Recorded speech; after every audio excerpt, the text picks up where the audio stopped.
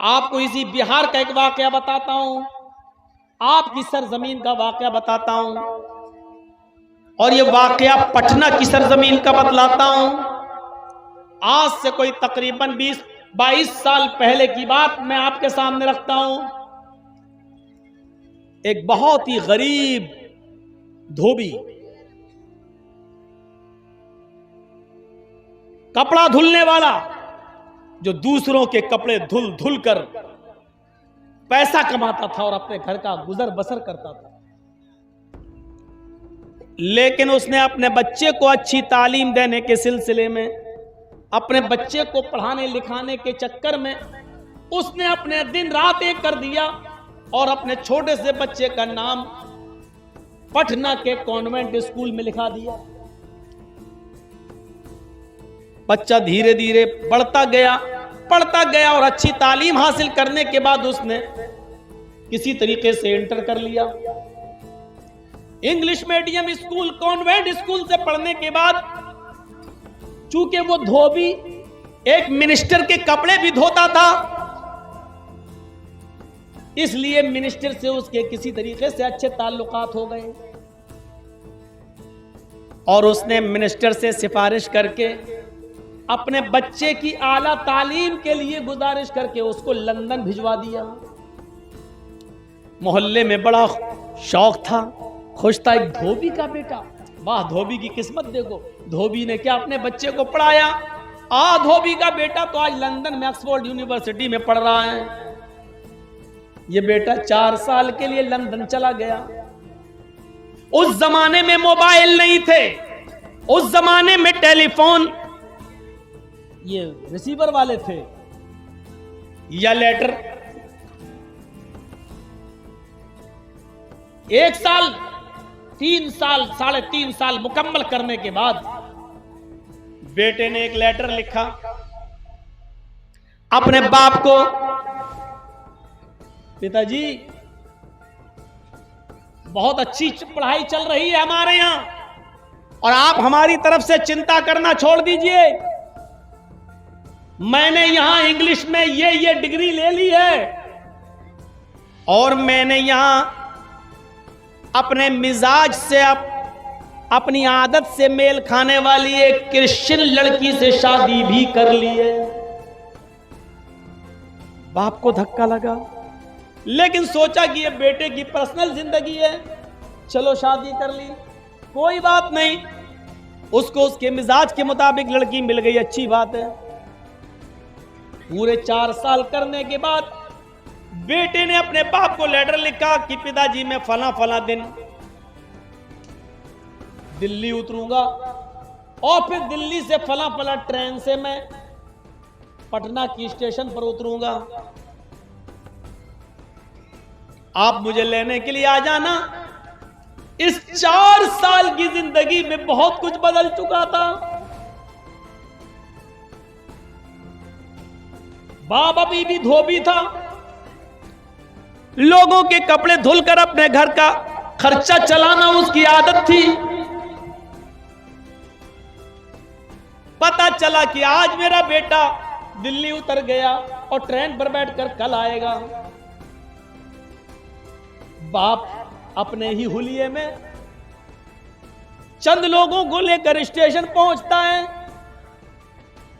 इन ईसाई मिशनरियों ने क्या दिया और कॉन्वेंट स्कूलों ने क्या दिया वो मैं बतला रहा हूं आपको, बुरा लग रहा होगा आपको, लेकिन सुनिए यह हकीकत है। मदरसों से नफरत करोगे तो ये दिन देखना पड़ेंगे। ट्रेन आती है,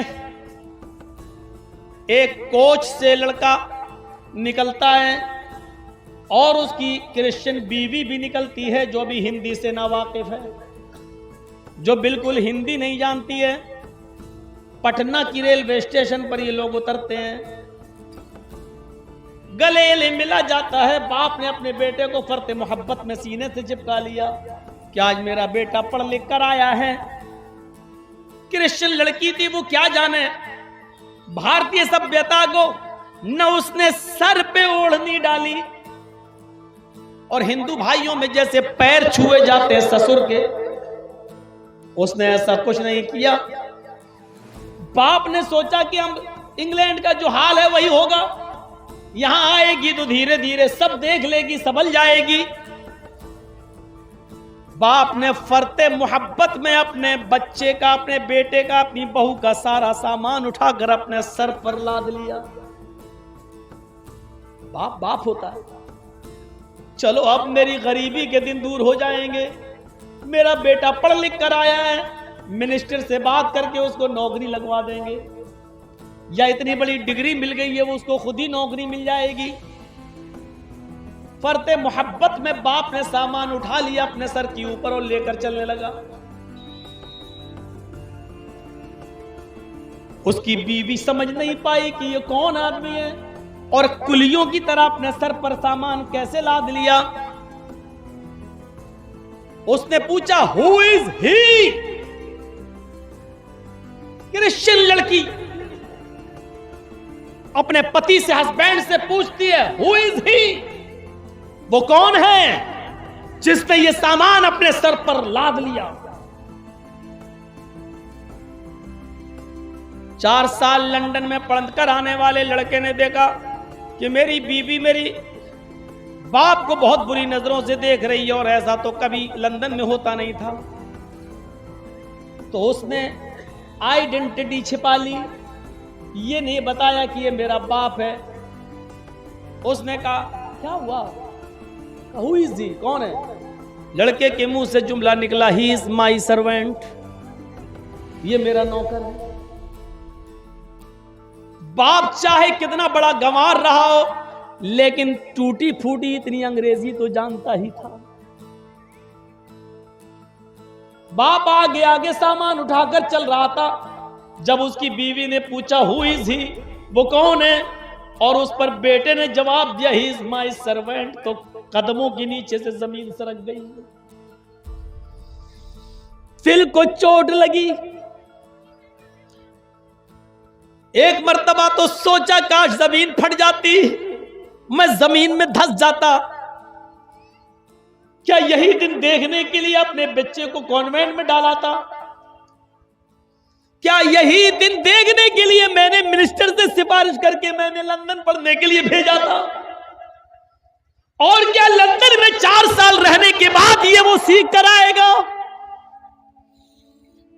बेटे ने जो जवाब दिया उस पर बाप को इतना सदमा नहीं हुआ जितना सदमा फ्यूचर को लेकर, मुस्तकबिल को लेकर होने लगा कि अब मेरी जिंदगी तो चंद दिनों की है।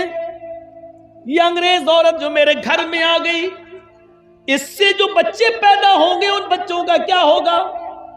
मेरे मरने के बाद मेरी बीवी को भी अपनी मां समझेगा या नहीं समझेगा?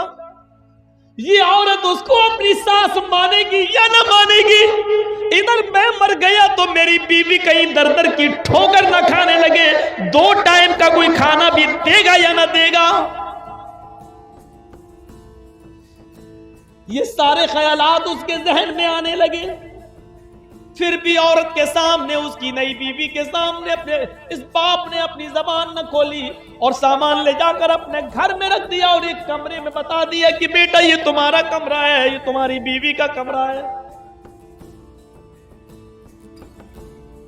और खुद नौकरों की तरह रहने लगा कि मेरी बहू को इस बात का इल्म ना हो कि ये मेरा बाप है, वरना क्या सोचेगी और मेरे बेटे की इज्जत में कहीं फर्क ना आ जाए।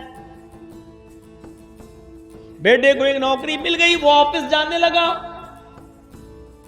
बाप अपने बेटे का लंच लेकर कभी कभी ऑफिस जाता था। लोग उससे पूछते थे बेटे से, ये कौन है? उस वक्त भी वो सच्चाई बताने से इनकार करता था और कहता था ये मेरा पड़ोसी है, कभी कहता था कि ये मेरा जानने वाला है, कभी कहता था ये मेरे जानने वाले के बाप हैं, कभी कुछ कभी कुछ। एक दिन किसी ने पूछा, भाई बताओ ये रोजाना आता है, ये कौन है? लड़के ने कहा ये मेरे जानने वाले हैं, खाना लेके आते हैं। बाप आज गुस्सा बर्दाश्त न कर सका और बाप ने छोड़ते ही कह दिया, बेटा मैं तेरा नहीं तेरी मां का जानने वाला हूं। बेटा मैं तेरा नहीं तेरी मां का जानने वाला हूं। ताकि सबके सामने एहसास हो सके। लोगों ने कहा क्या मतलब? कहा ये अच्छी तरीके से जानता है इसकी मां कौन है और मेरा उसकी मां के साथ ताल्लुक है, यानी वो मेरी बीवी है। लड़की को आज बड़ी शर्म आई कि सबके सामने बाप ने अपने आप को मेरा बाप कह दिया। उसने कोर्ट में जाकर मुकदमा दायर कर दिया और एक नोटिस भेज दिया और अपने बाप को हुक्म दिया कि कोर्ट में ये साबित करो कि मैं तुम्हारा बेटा हूं, वरना जिंदगी तुम्हारी तबाह कर दूंगा। मुकदमा लड़वाते लड़वाते मेरे प्यारे साथियों, वो मुकदमा पटना की अदालत में चला, लेकिन भारत की अदालत इतनी जल्दी फैसले कहां करती है। मुकदमे लटके रहते हैं। मुकदमा खत्म होने से पहले ही बाप का इस दुनिया से इंतकाल हो जाता है। ये बाप इस दुनिया से चला जाता है, ये धोबी मर जाता है। मेरे भाइयों, गौर करो कि कॉन्वेंट स्कूल में उसने पढ़ाया था कि मेरा बेटा एक अच्छी पढ़ाई पढ़ेगा, आला तालीम हासिल करेगा। लंदन भेजा सिफारिश करके कि पढ़ लिख कर आएगा तो मेरी गरीबी दूर होगी, फ्यूचर अच्छा होगा। लेकिन क्या मालूम था कि मुझे इस बेटे को अपना बेटा साबित करने के लिए मुकदमा लड़ना पड़ेगा और मेरा बेटा इस बात पर मेरे ऊपर नोटिस भेज देगा कि तुम मेरे बाप हो, ये कोर्ट में साबित करो। मेरे प्यारे साथियों, आज की मौजूदा तालीम में और मौजूदा कॉन्वेंट ईसाई मिशनरियों ने बाप और बेटे की तमीज को भी खत्म कर दिया है। गौर करो वो अमेरिका और गौर करो वो लंदन, जहां आज भी जब किसी के घर में बच्चा पैदा होता है तो बाप जल्दी से यकीन नहीं करता है कि ये मेरा ही बेटा या किसी दूसरे का। जहां आवारा नस्लों की भरमार हो, जहां शादी से पहले लड़कियां माएं बनती हो, जहां जिस्म को अपनी प्रॉपर्टी समझा जाता हो, कोई जरूरी नहीं कि शादी के बाद पति इस्तेमाल करे। मेरी बॉडी, मेरी जिस्म, मेरी मर्जी का नारा लगता हो कि ये मेरा है, मेरा जिस्म है, मैं जहां चाहूं इस्तेमाल करूं। जहां शादी के बाद भी एक पति को अपनी पति की बॉडी पर पूरा हक न हो, आज वहीं से निकलने वाली ईसाइयत और वहीं से चलने वाले ये कॉन्वेंट स्कूल, मेरे भाइयों, आज हमें कहां पहुंचाएंगे, किस दहलीज पे पहुंचाएंगे। इस मर्तबा का रिकॉर्ड देखो, अमेरिका का रिकॉर्ड है, 1 करोड़ लड़कियां शादी से पहले माएं बनी हैं। यह अमेरिका का रिकॉर्ड है इस साल का। 1 करोड़ लड़कियां शादी से पहले मां बन गई हैं। ये वो लड़कियां मां बनी हैं जिन्होंने आलाते मने हमल इस्तेमाल किया था, यानी बच्चा ना हो रोकने वाली दवाएं या रोकने वाली चीजें इस्तेमाल की थी, इसके बावजूद हमल ठहर गया। जिन लोगों ने इस्तेमाल की होंगी और वो कामयाब हो गई होंगी और हमल नहीं ठहरा होगा, अगर उनकी तादाद जोड़ी जाए तो कहां तक पहुंचेगी उसका कोई ठिकाना नहीं है। ये उनकी गिनती है जिन्होंने आलाते मने हमल इस्तेमाल किया और फिर भी हमल ठहर गया। जरा तसव्वुर करो, जहां हरामी बच्चों की कमी ना हो, सड़कों पर टहलने वाले बच्चों को यह नहीं मालूम कि मेरा असली बाप कौन है, वहां से निकलने वाली ईसाइयत और वहां के पैसों से चलने वाले यहां कॉन्वेंट स्कूल और उन कॉन्वेंट स्कूलों में पढ़ने वाली हमारी औलादें, और हम समझते हैं कि हम अपने बच्चों का अकीदा महफूज रखेंगे, हम अपने बच्चों की इस्लाह करेंगे, हम अपने बच्चों को पढ़ाएंगे और लिखाएंगे और बहुत बड़ा आदमी बना देंगे और इस्लाम की हम हिफाजत कर ले जाएंगे। मेरे भाइयों, साजिशों का जाल बिछा है, साजिशों का जाल। शायद आपको मालूम है, जिस दिन उत्तर प्रदेश के अंदर दोबारा मुख्यमंत्री बना हुआ योगी आदित्यनाथ, जिस दिन 25 मार्च को शपथ ले रहा था, शपथ दोबारा मुख्यमंत्री बनने की शपथ, जिस वक्त वो शपथ ले रहा था, उसी वक्त बहराइच के एक मदरसे पर बुलडोजर चल रहा था। जरा तसव्वुर करेंगे आप, हमारे खिलाफ कितनी साजिशें हो रही हैं, हमारे खिलाफ कितनी प्लानिंग हो रही है। हमारी लड़कियों को कॉलेजेस और यूनिवर्सिटी में जगह पढ़ाने के नाम पर दी जा रही है और कहा जा रहा है कि पढ़ो, लड़कियों को पढ़ाओ अपनी, लेकिन अंदरूनी साजिश ये है कि इन बच्चियों को अपने घर की बहू बनाओ, 2-4 बच्चे पैदा करके इन लड़कियों को तलाक दो, भगाओ और बच्चों को अपना लो। मेरे भाइयों, इन साजिशों को कौन बेनकाब करेगा और कौन समझेगा? 1-2 मौलवी बेनकाब कर रहे हैं तो उसको समझने वाला कोई नहीं है, उसको अपने गरीबानों में उठाने वाला कोई नहीं है। और कोई अगर आपको बताता है तो ये यूट्यूब चैनल चलाने वाले उस पर थंब बना बना कर और ऐसी ऐसी हेडिंग डाल डाल कर ऐसा बना देते हैं कि उस मौलवी को दोबारा बोलने की जुर्रत ना हो और हिम्मत ना हो। मैं हुकूमत से इतना परेशान नहीं हूं जितना इन चैनल वालों से परेशान हूं, जिनको आप लोग एंट्री दे देते हैं और ये मोबाइल वाले हर जलसों में आकर यहाँ लगा देते हैं। आप इनके ऊपर बैंड नहीं लगा पा रहे हैं, आप इनको रोक नहीं पा रहे हैं। इसलिए मैंने खुद अपने आप को रोक लिया है कि अब मैं ऐसी जगहों पर नहीं आऊँगा कि जहाँ आप लोग इन लोगों को ना रोक सकें। ये अपनी इनकम के चक्कर में, आज देखिए एक यूट्यूब चैनल पर मेरी तकरीर आई, मैंने बताया एक हदीस थी कि कोई शौहर, कोई बीवी अपने शौहर को अपने पास आने से अगर रोकती है तो उस पर लानत है। अल्लाह के नबी ने मना फरमाया कि कोई भी बीवी अपने शौहर को अपने बिस्तर पर आने से न रोके, यानी अगर वो अपनी ख्वाहिश पूरी करना चाहता तो करे।